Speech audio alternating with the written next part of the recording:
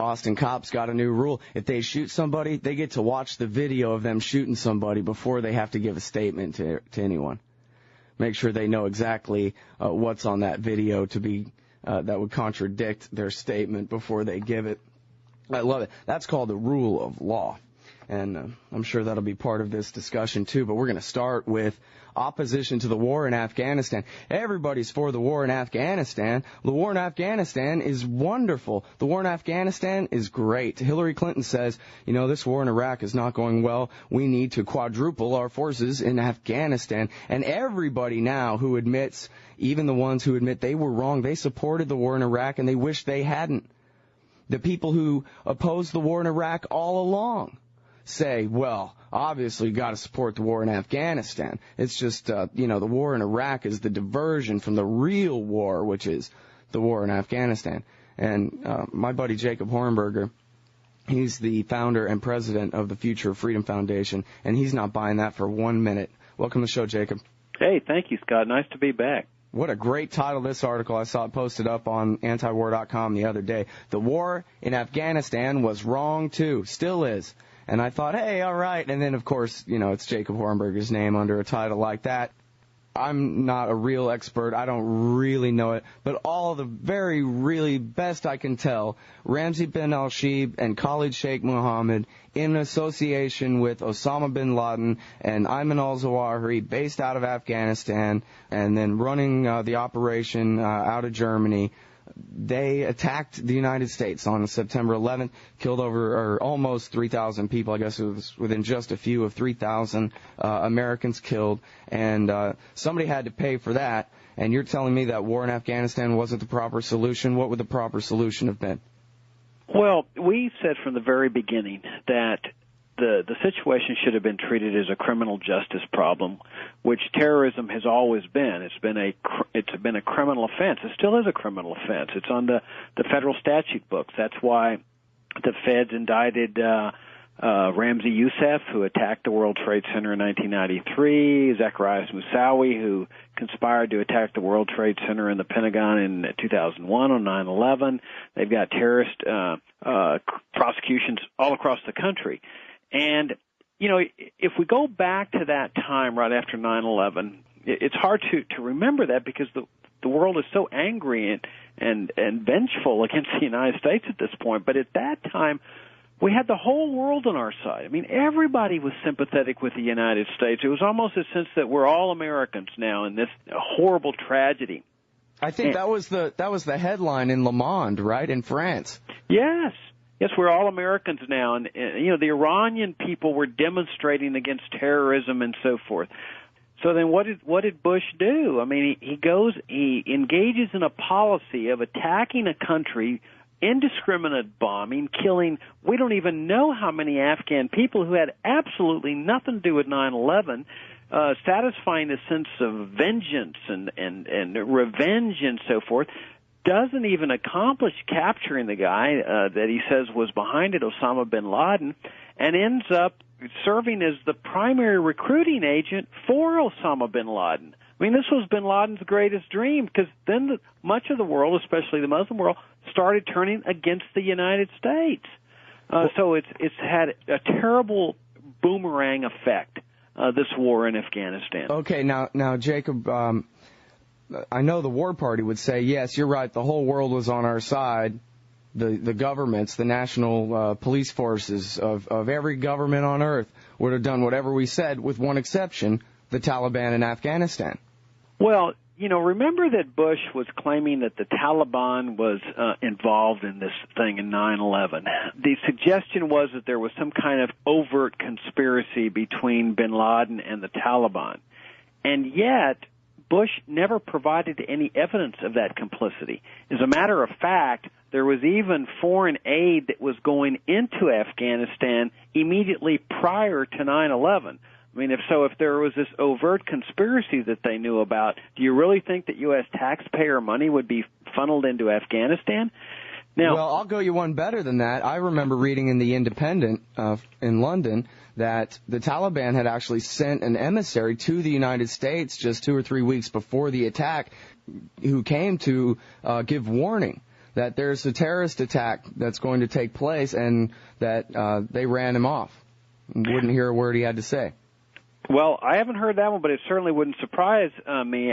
I know that there was a Taliban delegation visiting Texas to try to work out the deal on an oil pipeline across Afghanistan, and the Taliban finally rejected the negotiations, rejected the deal that was being offered to them, which, of course, could not have endeared them to the Bush administration.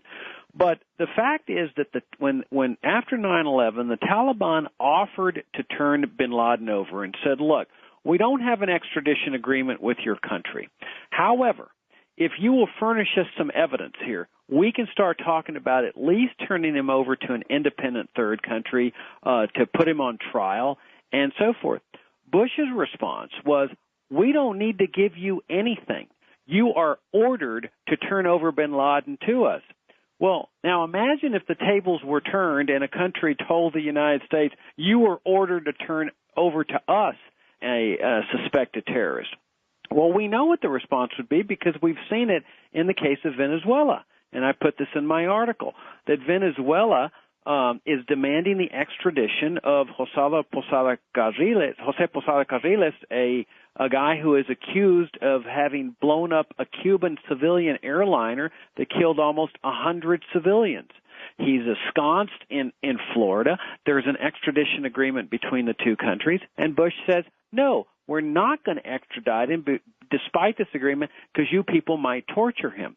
Well, that was exactly the Taliban. Are you kidding? That's the excuse? Yeah, and they use a straight face when they say this. They actually are able to keep a straight face. Not me. Let's not forget that this guy Posada, he has ties to the CIA. He used to work for the CIA. But notice that this is exactly what the Taliban was saying. Look, let us just see some evidence here. I mean, their position was even better than the United States because, I mean, they were concerned that if they turned bin Laden over, he would get tortured and executed by the CIA instead of brought back for a trial in federal district court. So they said, well, let's get some guarantees here. Bush says, nonsense on the guarantees, nonsense on the talks, do as we say or we will start bombing. And what Bush ends up doing, and I think this is what some people are mystified that why Bush gave up the fight for bin Laden and immediately moved his attention to Iraq. Well, if you understand foreign policy and the reason behind U.S. foreign policy, it wouldn't surprise you at all. The whole idea of U.S. foreign policy is regime change. It's getting their people in public office, whether it's, domestically at a governorship or overseas in a foreign regime. Once they accomplished regime change in Afghanistan, their mission was accomplished. Bin Laden was secondary. They got their puppet in Afghanistan. They moved to Iraq and said, now we're going to use 9/11 as an excuse to do what we've been trying to do for some 11 years with the sanctions. Well, and it was only just the best of fortune to continue to have their boogeyman on the loose. Even though he's in exile out there on the border of Afghanistan and Pakistan, he's everywhere all the time in a way, too, Osama bin Laden. Oh, they always need that enemy. I mean, we saw it after the Berlin Wall fell. They were desperately in search of the enemy. How else can they justify this big empire, this Cold War empire, the Cold War military-industrial complex? If it's not drug lords or some drug kingpin, it's going to be bin Laden, it's going to be Saddam, it's going to be Sadr, it's going to be the Ayatollah, it's going to be, whoever. All right, well, Jacob, let me play Cheney's advocate here as best I can. You're looking at massive casualties. You're looking at a situation where even Jacob Hornberger, libertarian president of the United States, is surrounded by neocon warhawks screaming that this is not a criminal act. This is an act of war. And as long as we continue to treat it like a criminal act, we're going to be on the defensive and we're going to keep being attacked and so forth. And that these people need to be obliterated and so forth. Now, aside from having Osama bin Laden perpetually on the run and serving as an excuse to do regime changes here and there and all the ulterior motives of empire, well, could it not be said that the United States had the right to tell the Taliban, no, look, we don't have to provide you proof. We say Osama did it, and that ought to be good enough for you, and you better not find yourself between us and him because we're coming for him? No, for one thing, we have a constitution in this country, unlike other countries, which is the supreme law of the land. Now, people may not like this law, and the neocons don't like the Constitution. They actually hate it because it provides restrictions on the power of the president. But the law is the law, and the law says if you think you have a right to declare war against another country, then you go to Congress and you provide your evidence and you get that declaration of war. That's the process that has to be followed under our law.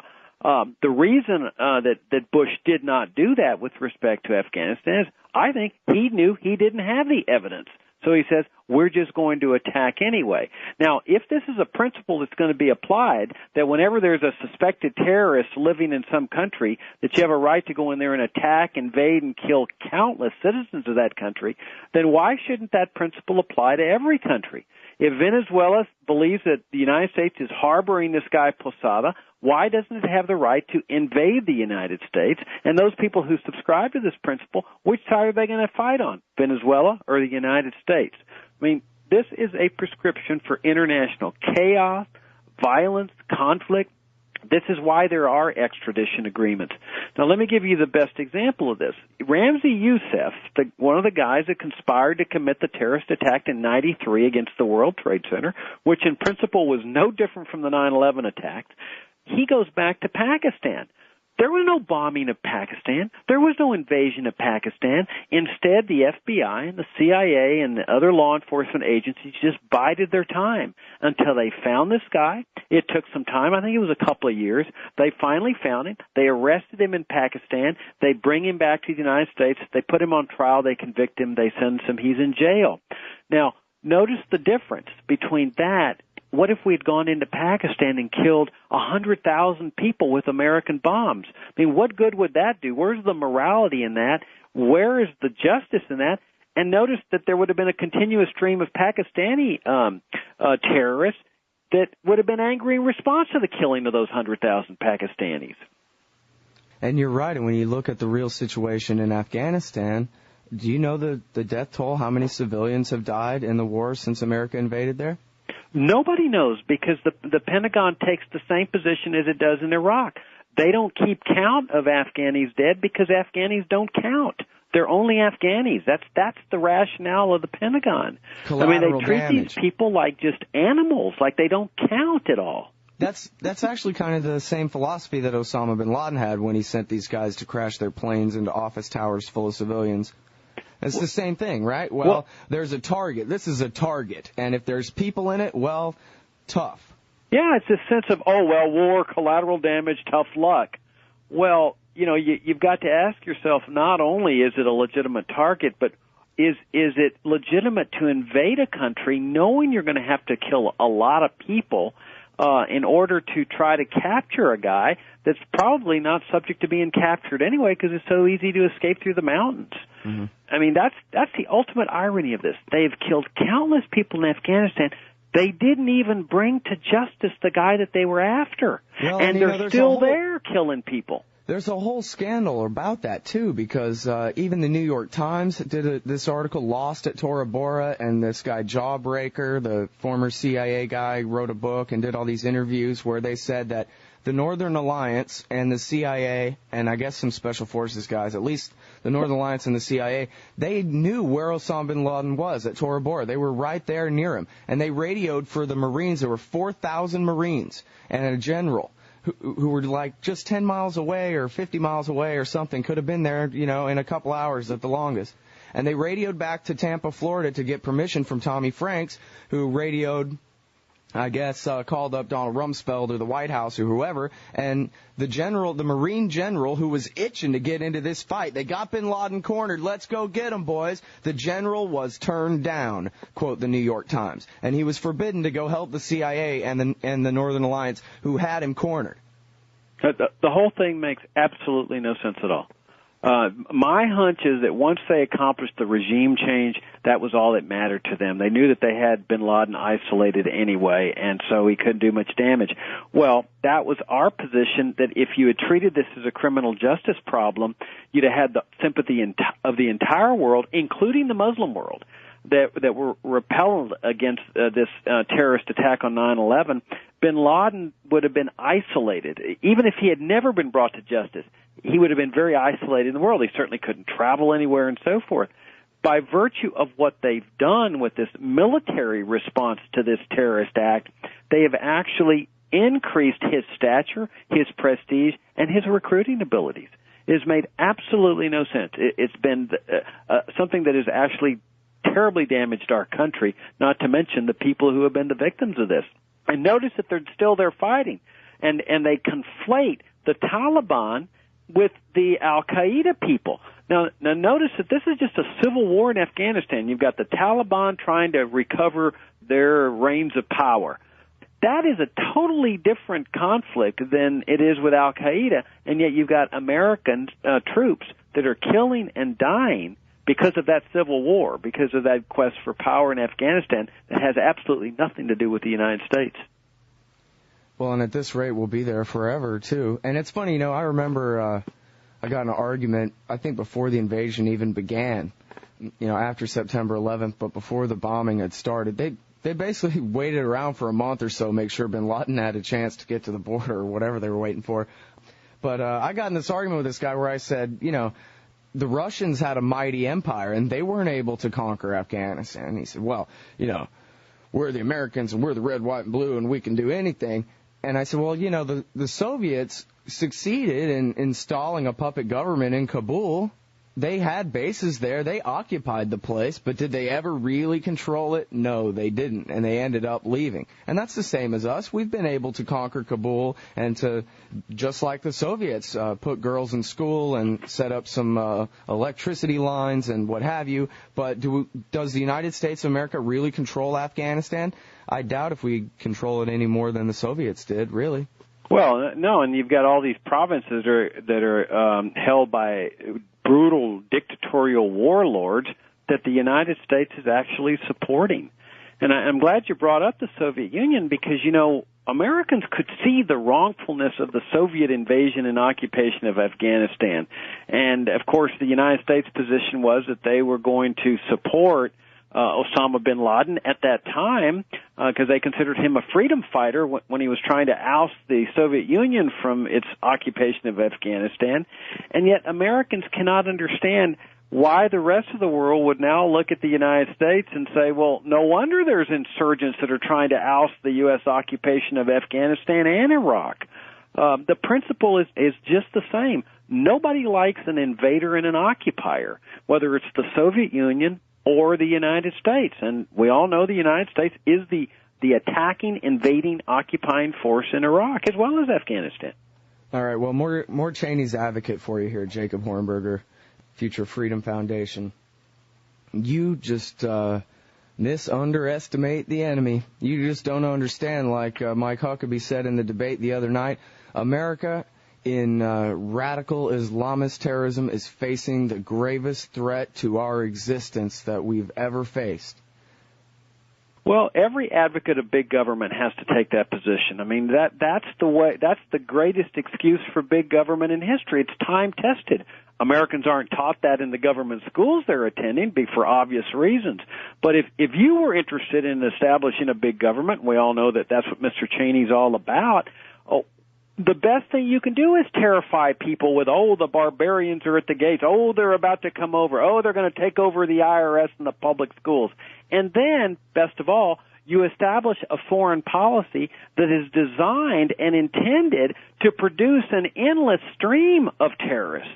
Well, then you've got the best of all worlds. You've got the foreign policy producing the stream of terrorists. You use that threat of terrorism to take away people's freedom, like due process of law, trial by jury, torture, indefinite detention, enemy combatant doctrine, Military Commissions Act, on and on and on. It's the perfect recipe for big, tyrannical government. But if people want a free society, a harmonious society, a peaceful society, the kind of society our founding fathers intended, then there's only one choice, and that's a limited government republic, which entails dismantling this military-industrial empire that the U.S. government has established overseas. There's no other solution, and that's what we keep telling people. It's time for Americans to confront this choice. Do you like what's going on to your country, or do you not? And if you don't, there's only one way to go, and that's a limited government republic. Well, I think the problem, one of the major problems, is it's just like football. You know, people talk about the Dallas Cowboys and they say we this and we that when, you know, they weren't even at the game. They were even, you know, in their living room, much less never, you know, played on a team or anything like that. And you have that same kind of mentality, that self-identification with the USA, where if you're disagreeing with whatever the policy is, basically you're against our team. You're on the side of the other team, and you know, you haven't really used this language. I'd have to really kind of put words in your mouth, but if I could extrapolate from what you're saying when you describe this empire and this imperial policy and slaughter of civilians, you're basically saying that Washington D.C. is the center of evil on earth. You're talking about mass murder on the scale of hundreds of thousands of people at this point, and are you calling me a mass murderer, Jacob Hornberger? I think that I would prefer to believe that the Islamofascists have it coming rather than, follow your chain of logic, which means that I really have to, figuratively speaking, go to war against my own government now. Well, I think it's really important that we persuade the American people to stop conflating the federal government and America.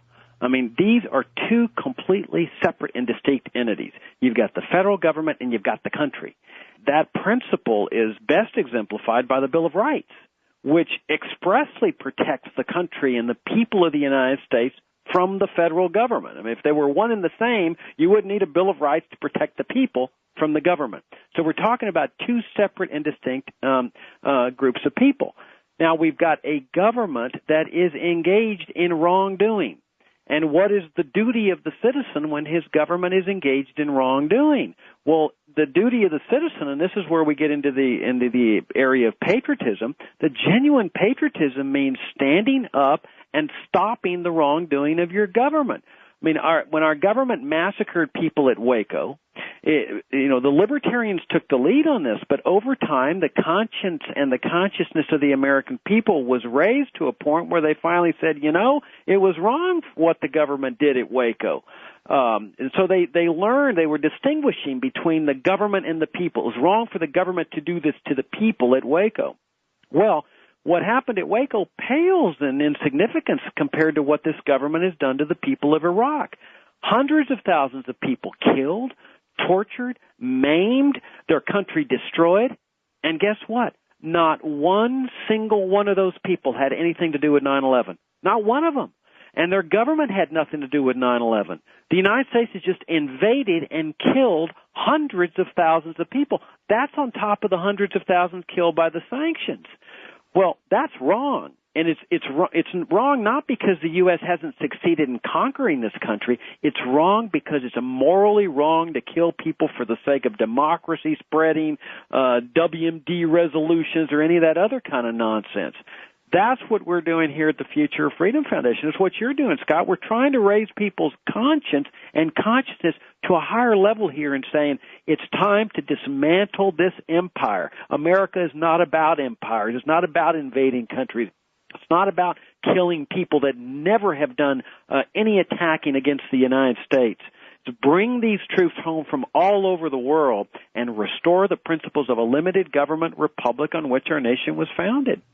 I love the analogy to Waco because it's perfect in so many ways. I mean, particularly you look at the Iraq war here. You have, he's a bad guy, a charismatic cult leader. He's bad to his own people, and he's in violation of gun control laws.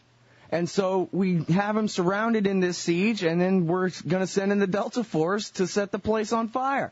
I mean, it's perfect, Iraq and Waco. It's the perfect analogy. And in this case, the U.S. Marine Corps and the U.S. Army are serving as the international ATF. Well, that's right, and it can be extended even further because, as you know, when Timothy McVeigh attacked the federal building at Oklahoma City, the federal response was, and Clinton said, we can't talk about motive. Now, libertarians were saying, let's see what motivated McVeigh. What did they say? They said, don't get into motive. That'll justify what he did. We can't talk about motive. Well, the reason they didn't want to talk about motive is because it would focus people's attention on what the federal government had done to people at Waco.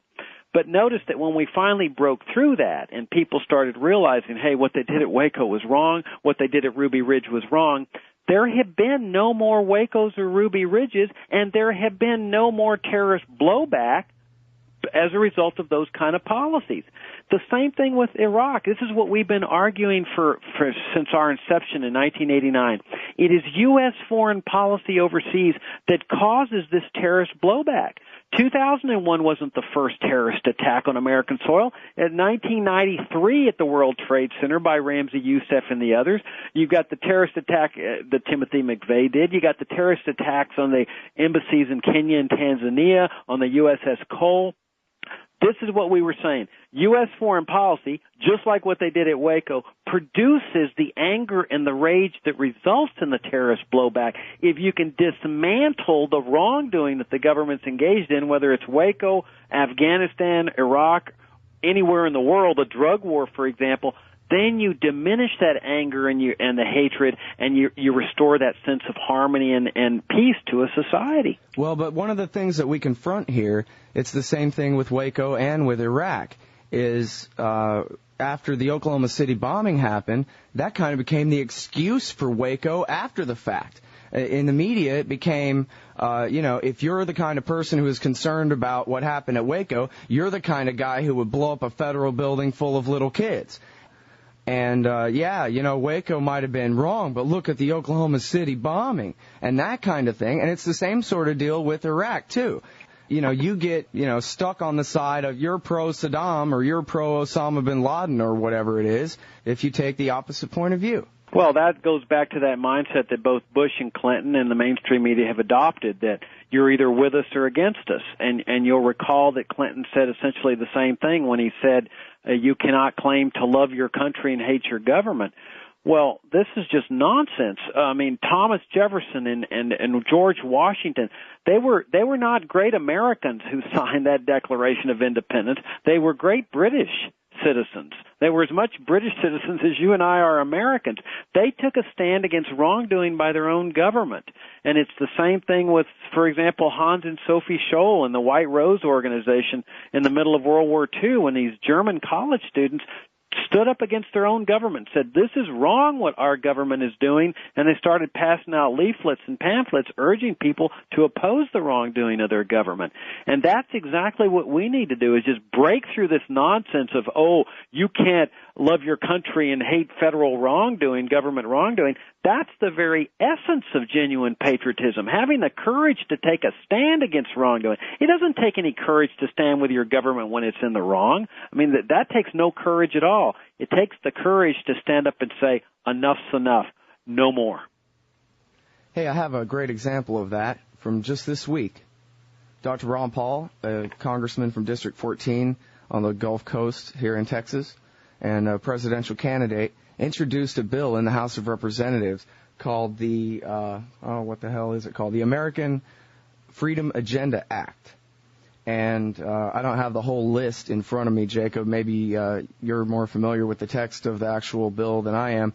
But I know that basically it repeals the Military Commissions Act, forbids the government from ever labeling an American an enemy combatant. It gives habeas corpus to anyone except a military commission on the battlefield, in the middle of a battle kind of situation. It gives the Congress the ability to sue the executive in court over the signing statements. This is the reinstate the Bill of Rights and reinstate the Separations of Powers and Checks and Balances Act, isn't it? Yes, it really is. I mean, it's a fantastic thing. I mean, as you know, Congressman Paul has been at the forefront of opposing all of these attacks and infringements and cancellations of our freedoms. I mean, he understands, as we understand it, this is the time-honored way the governments take away people's freedom. They don't just stand up there and say, well, we hate freedom, we're going to take it away from you. They're addicted to power. And power is always in conflict with the liberty of the people and the well-being of the people. Well, you've got to figure out ways to get people to support the removal of their own freedoms, especially in a democracy where you can vote people out of office. Well, what better way to do that than to produce a policy that scares people to death, that threatens people with, for example, terrorist blowback, and then you pass the Patriot Act. You make these ridiculous names that say, oh, well, I got to support it because I'm a patriot, you know, and the Military Commissions Act and all. Well, here comes Ron Paul and says, you know, no, you're not going to take away our freedoms. We're not going to take away the freedoms of the American people. For one thing, your own policies are producing the excuses to take away their freedoms. Now we're going to talk about restoring these freedoms, including habeas corpus and the removal of this ridiculous but tyrannical enemy combatant doctrine and the spying and the recording of telephone calls and so forth. I mean, it's really refreshing that there are still people standing up for these rights and freedoms. They go all the way back to Magna Carta. Imagine that. Americans have traded rights to go all the way back to Magna Carta just because they got a little bit scared of the terrorists. Well, for people who don't know the story, tell us about King John and the Magna Carta. What's that and what year? What are we talking about? Well, we're talking about 1215, and we're talking about a mindset that exactly epitomizes George W. Bush. Along, by the way, with his Attorney General designate, Mukasey, the King John took the position that his powers were omnipotent, that he could do whatever he needed to do for the good of the country and to protect the country and the well-being of the country. That's exactly the position that Bush and Mukasey take, that Bush can do anything to protect the country. He's not bound by any constitutional restrictions, any statutory restrictions. He's essentially got dictatorial powers because he says, I'm at war. I mean, it's like Napoleon or Santa Anna. Well, along come these barons in England and say, your powers are not limited. You're not just going to come out in our lands and here and seize citizens and put them away in jail without according them due process, without according them trials and so forth, which is what the king was claiming. The king was doing the same thing that Bush is doing with his enemy combatant doctrine. So they got King George essentially at the point of a sword and said, if you want to survive, you will admit to us and to the citizenry of this country that your powers are limited. And King John said, okay, I accede. I agree through the execution of Magna Carta that my powers are indeed limited. And that, in fact, is the origin of the term due process of law. The phrasing in there is that no person shall be seized in violation of the law of the land, something like that. But it's the predecessor, the roots of due process of law. It was the first time that a king would say, my powers are not omnipotent. I am limited in my powers. I cannot transcend fundamental rights of the people. This is something George W. Bush still doesn't recognize, and neither does his Attorney General designate Mukasey. Okay, now I'm really bad about my British history, but wasn't there a king named Charles I that came after King John and tried to ignore the Magna Carta and they cut his head off? Well, I confess that I'm not well versed in English history too, but I know that it's been a struggle throughout English history.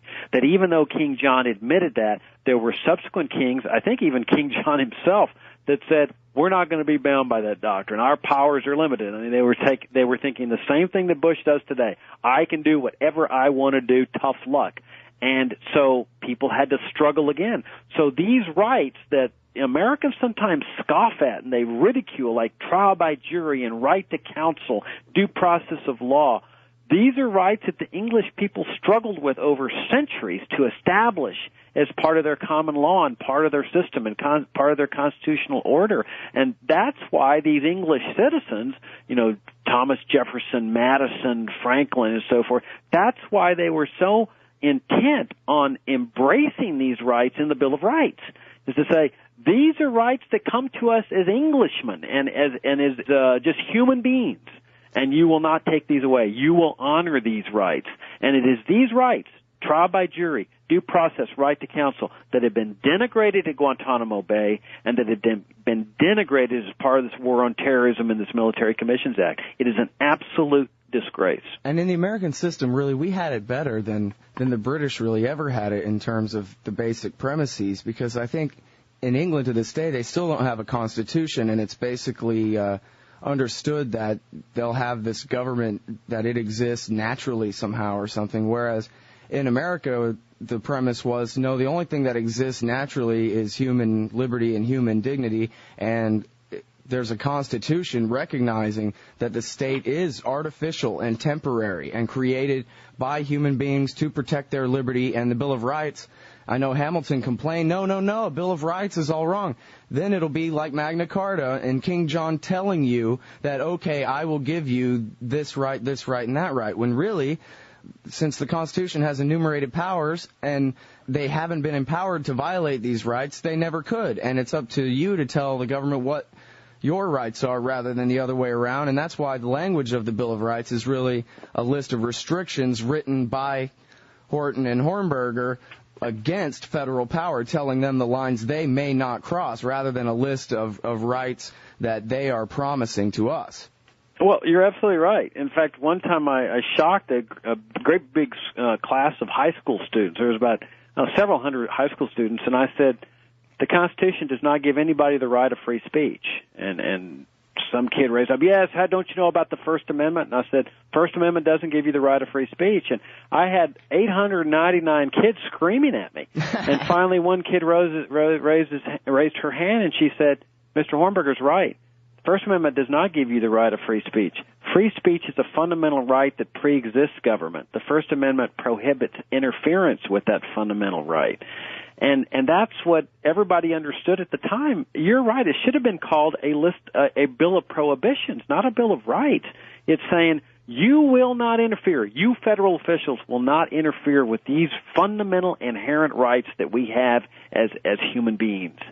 And they're not privileges. They cannot be taken away. They are fundamental rights. Hey, I have a victory in the trial by jury system. I actually had a job driving my truck up to Dallas to deliver some package. I was a courier in, I think it was 2002, and I was listening to Dallas Talk Radio, and they said, federal officials descended today on the Muslim charity organization and seized all their bank accounts and arrested a bunch of people and all these things. And now here it is, Jacob Hornberger, in the news. The trial by jury system refused to put these people in prison. Yeah, I blogged on that yesterday. It's a tremendous victory for trial by jury, because if the Pentagon had tried these people, there is absolutely no doubt they would have been tortured and convicted. I mean, no doubt at all. This is an organization that was giving money to charities in the Middle East, helping the poor, educate the poor, and so forth. But because it was controlled by Hamas, the Fed said, and they brought a bunch of Israeli agents to testify this theory. Their theory was, well, Hamas is a terrorist organization, and so by helping the poor and educate the poor and give food to the poor, they're gaining members and they're gaining prestige. So they indicted this group of people here in the United States based on that theory. Now, again, if the Pentagon had been trying these people, they'd been long gone.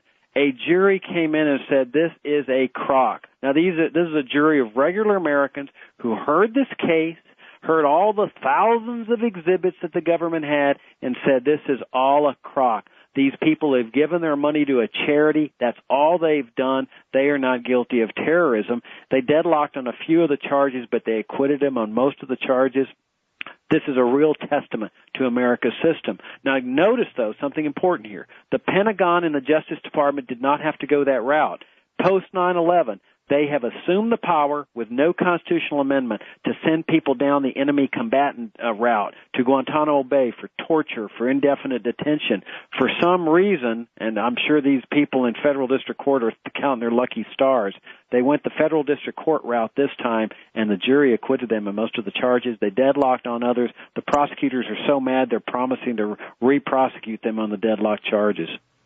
Nice. Now, I have a question for you. I know that they've passed all this legislation. Bush assumed all this power himself, but he's been, at least in a couple of situations, put in check by the courts who have said, no, if you want to kidnap and torture and murder people, you have to get Congress to pass a law saying it's okay first, and he's done that with the Military Commissions Act and so forth. But wasn't there a Supreme Court decision from the days after the Civil War that said that you cannot have military courts in operation where the civilian courts are open for business, or some kind of phraseology like that? Do you know what I'm talking about? Yeah, I think it was ex parte McCardle, where they said that once the civilian courts are operating, that if you take somebody into custody that had previously been taken into custody under martial law, you've got to bring him up before the federal court. It's a little bit different what they're saying here. What they're saying here with this military commissions and enemy combatant doctrine is that we are at war. I mean, it's like they're saying this is like World War II. And this time it's against terrorism, which is like a war against communism or a war against the crime or a war against the mafia. And the whole world's a battlefield. And so we can take prisoners of war in this deal, but because the enemy doesn't wear uniforms, sort of like Blackwater, I guess, that they're illegal enemy combatants, so we can do whatever we want to them. We're not bound by the Geneva Convention, and they're not criminals, so we don't have to follow due process restrictions. We can torture them, even though we don't call it torture. We just redefine torture. We detain them forever. We don't have to give them any trials or any legitimate trials. We can put them before kangaroo tribunals. And we can do all this without even amending the Constitution. Despite what the Congress has done, I mean, the Congress can't amend the Constitution with a statute. That's not our system. That's what goes on in other countries, not in this country. In this country, we have fundamental principles, and it is absolutely amazing to me that they pretend that they can amend the Constitution, and they've thrown the entire criminal justice system upside down by giving the military the power to go out and seize Americans, cart them away, put them in a dungeon, torture them, and hold them forever. That is an upending of America's criminal justice system. I heard you on Karen Katowski's new radio show the other day, and you were talking about this new pick. You mentioned him earlier, Mukasey, the new nominee to be the Attorney General to replace Alberto Gonzales. And one of the things that you harped on in the interview with Karen Katowski was that this guy is a retired federal judge. His character supposedly he's one of these guys who lives for the law and all that kind of stuff. And yet, here he is in front of the U.S. Senate saying, can the president violate statutes? Gee, no comment on that until later. And can the president torture people even if torture is against the law? Well, you know, what exactly is torture? And this this is a federal judge.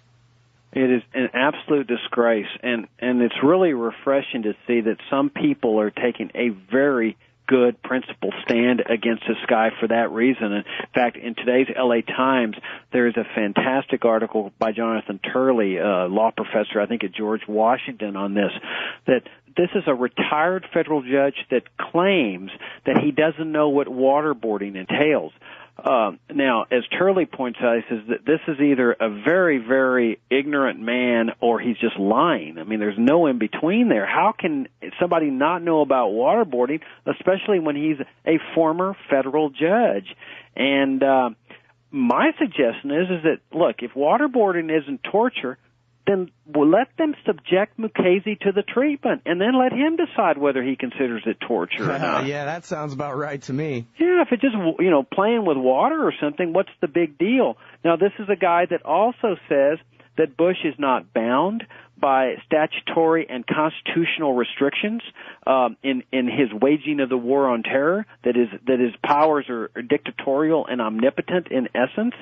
He was the original district judge in the Jose Padilla case when he was up in that New York district up there. He's the guy that has upheld the enemy combatant doctrine.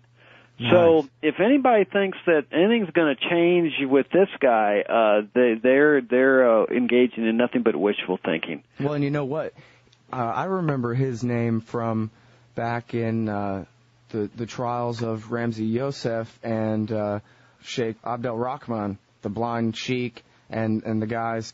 I think it was Peter Lance who said that all the prosecutions for the plot to blow up the UN building and the Holland Tunnel and all that was basically a mopping up exercise after the botched investigation into the World Trade Center before it happened. And that's Ralph Blumenthal in the New York Times, all about how they had an informant inside the plot. And he was to be the bomb maker. His name was Salem. He was an Egyptian security officer and on the payroll of the FBI. And he was going to make a bomb. He had a whole plot worked out with his FBI handlers. He was going to make a bomb with fake explosives. And they were going to be caught red-handed, and it was going to be wonderful. And they called off the sting operation, and instead the terrorists brought in Ramzi Yousef to cook the bomb, and 6 people were killed, and they almost succeeded in knocking over one World Trade Center tower into the other one, which would have made 9/11 pale. I mean, if those towers had fallen over, both of them, anyway. And this guy Mukasey was the judge in charge of helping the executive branch cover up the fact that they knew all about the World Trade Center plot before it happened in 1993. They knew about it. I didn't realize that. Wow. Yeah, I'll send you the link. It's Ralph Blumenthal in the New York Times wrote all about it, and I know Peter Lance, who he's not perfect on everything, but he's written all about FBI's botched investigations, and this guy Mukasey's in on it with all these guys. And covering this stuff up. And see, this is the thing, and I'm just editorializing here all over your interview, Jacob Hornberger, but this is the story that Peter Lance portrays in his book, 1,000 Years for Revenge. The FBI knew who these terrorists were, Ali Muhammad and the guys who, Sheikh Omar Abdel Rahman and these guys. Since 1989, they first observed them at a gun range. And they were following them around. They ended up killing a rabbi in New York. They ended up blowing up the World Trade Center. And then this same group of people, Ramzi Yousef and his posse, ended up merging with bin Laden and Zawahiri and them in becoming al-Qaeda in the mid-90s. And these guys went on to, of course, blow up the embassies and the coal and the Khobar Towers in Saudi Arabia. And the story that Peter Lance explains is that each time that there was an attack, the FBI had to cover up the fact that they could have prevented it if only they'd been doing their job. Then the next time there was an attack, it succeeded because they hadn't followed all the leads that they could have followed, because to do so would have revealed their incompetence from before. And so each time the FBI puts itself first and terrorism investigations second, and all through the 1990s you have the FBI covering up for themselves rather than trying to stop the next attack. And then this is the law enforcement mechanism for fighting terrorism that the War Party points to and says, we can't fight them like criminals because it doesn't work. And yet they never did fight them like criminals. The FBI always put themselves first and the terrorism second, all through the Clinton years. Well, and then you've got that lady who was an FBI agent up in Chicago that wanted to get a search warrant into Moussawi's computer, and they blocked her at every turn as well prior to 9/11. And then these are also the people that say, well, as a result of 9/11, you should give us bigger and bigger budgets because we've been so competent here. Yeah, and national security letters to search your house and tap your phone. Right, as if that it was a lack of power that resulted in their incompetence. I mean, it was their own incompetence that produced the problem. I mean, first they produced the threat of terrorist blowback with their overseas policies, and then they have this massive incompetence to protecting the American people from that blowback, and they use that as an excuse to increase their budgets, their prestige, their medals, and so forth. I mean, there's something not right with this picture. I nominate you, Jacob Hornberger, to be the Attorney General in a Ron Paul administration. I think you do a hell of a job. Well, we'd have a good time, wouldn't we, straightening things out? Yeah, it would be fun to watch. All right, everybody, that's Jacob Hornberger from the Future Freedom Foundation. The website is fff.org, and also check out fff.org/blog. You need a link on your site to your blog. Can I mention one more thing? Do we still have time? Please, go on. We've got this great big follow-up conference coming up in June of 2008. Oh, now, really? 2007, we had what I consider the most spectacular conference in the history of the libertarian movement. It's called Restoring the Republic, Foreign Policy, and Civil Liberties, where, by the way, Ron Paul's and Andrew Napolitano's talks electrified the audience. They're on YouTube now. But these were 24 of the greatest speeches I've ever heard, and we're putting them on YouTube right now. They're linked from our email update that we send out every day. The conference was such a success that we're doing a follow-up conference in June of 2008. It's going to be on our website, but we just want to have people mark their calendars, June 6th through 8th, Hyatt Regency Reston. That includes the speakers will include people like Lou Rockwell, Justin Raimondo, Bob Higgs, Karen Katowski, Glenn Greenwald, and Bruce Fine, the people that are really taking principled stance, courageous stance. We'll have all the speakers listed on our website on January. So I wanted to bring to the attention of your listeners. I've had a great time watching the YouTubes. We ran Sheldon Richman's speech on antiwar.com just the other day. Oh, fantastic. Well, like I said, these were the greatest speeches, and I think they're going to be even greater the next time. In fact, we have a list of the testimonials on the website, too, the conference website, where, I've never seen people comment so favorably about a conference and how fantastic it is. So, yeah, well, I actually played Ron Paul's entire speech on the show here. Oh, wow. Well, be careful, because we might have to use conscription to bring you over here, Scott. Yeah, well, yeah, don't sue me in court for violating your copyrights and so forth.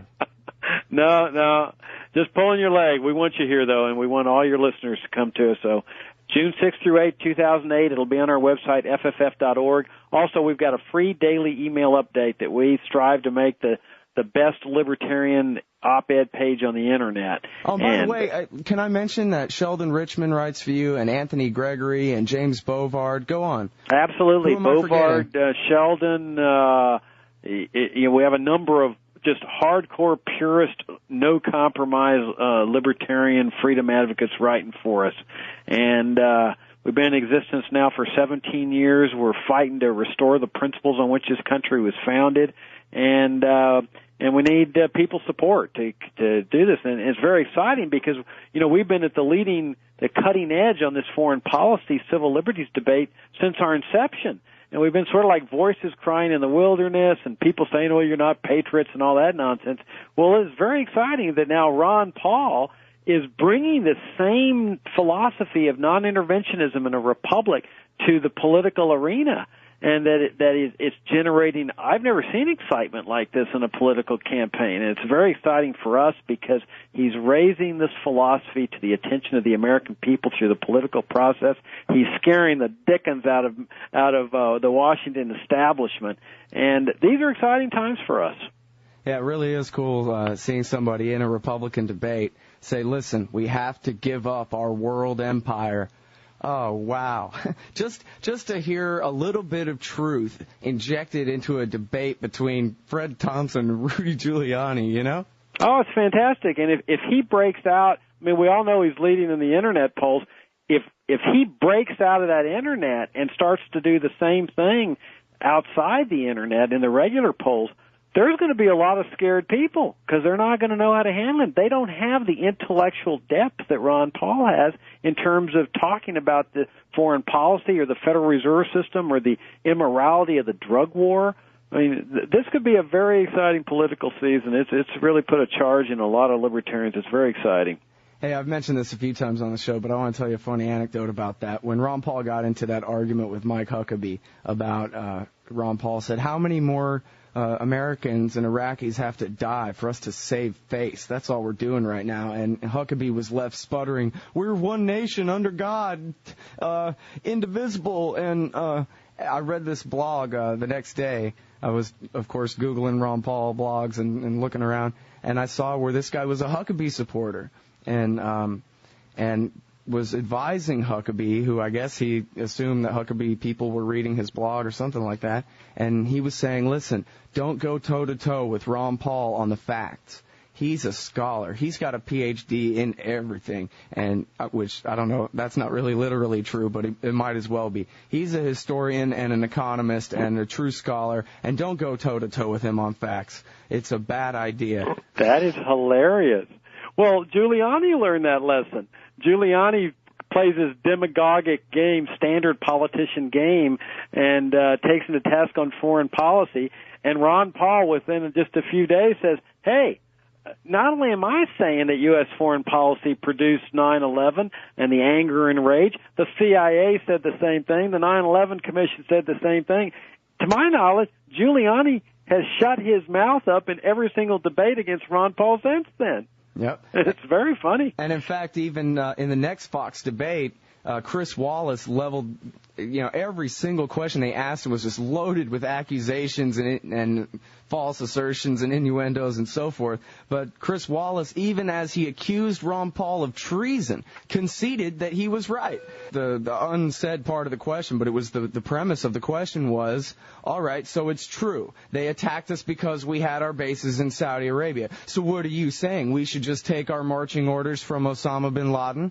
And, of course, Ron Paul said, no, we should take our marching orders from the Constitution, and it's not in our interest to have our troops there, et cetera, et cetera. But even Chris Wallace and Fox News at the debate accepted the premise of the question. Ron Paul won the debate. Why did we get attacked on September 11th? Because we had our armed forces, combat troops with combat boots on the ground on the Arabian Peninsula, period. That's why. Well, that's a real testament to the power of truth, because I don't hear people talking like they used to talk, oh, they attacked us because they hate our freedom and values. You're right. I think they're finally coming around to accepting the reality. U.S. foreign policy has produced this rage and this anger. Now the question is, what do we do about it? Well, the answer is clear what we need to do about it, and I think the reason they resent Ron Paul so bad is that he's out there telling them what we need to do about it. Yep. All right. And you know, for people who want some intellectual backbone to help win their arguments against the war party, we're not all born Jacob Hornbergers. Go to FFF.org and arm yourself with intellectual ammunition. I'm always reminded, whenever I talk to you, I'm always reminded of the thing I read where Murray Rothbard talks about how he prefers a radical minarchist to a conservative anarchist any day. And every time I talk to you, you come on this show and you got fire in the belly. You are at figurative war against the state and its criminal behavior against the American people and everyone else in the world.